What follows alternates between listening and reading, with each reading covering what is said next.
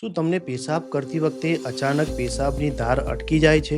પેશાબમાં લોહી આવે છે? પેશાબમાં બળતરા થાય છે? જો હા, તો આ કિડનીની નહીં પણ પેશાબની કોથળીમાં રહેલી પથરીના લક્ષણો છે. સામાન્ય રીતે પથરી કિડનીમાંથી સરકીને કોથળીમાં આવે છે. ઘણીવાર ઘણા દર્દીઓને પ્રોસ્ટેટની તકલીફ હોય, પેશાબની નળી સાંકડી હોય કે જેમાં પેશાબ પૂરો ખાલી ન થતો હોય તો કોથળીમાં પથરી બને છે. આ પથરી જ્યારે પેશાબના દ્વાર પર આવીને અટકે છે ત્યારે પેશાબ એકદમ બંધ થઈ જાય છે અને પેશન્ટને અસહ્ય પીડા ઉપડે છે. આવી પથરીને કાઢવા માટે હવે પેટ પર મોટું ઓપરેશન કરવાની જરૂર નથી.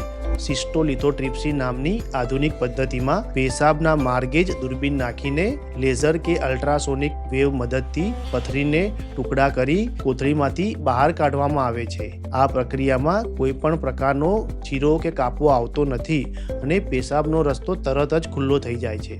પેશાબની તકલીફને અવગણશો નહીં, તેનો આધુનિક અને સુરક્ષિત ઉકેલ મેળવો. તમારી કિડની અને પેશાબના માર્ગની સુરક્ષા માટે અમે કટિબદ્ધ છીએ. વધુ જાણકારી માટે અમારો સંપર્ક કરો. સુવિધા કિડની કેર હોસ્પિટલ, પાલનપુર. હું છું doctor Kamlesh Patel, MCH urologist.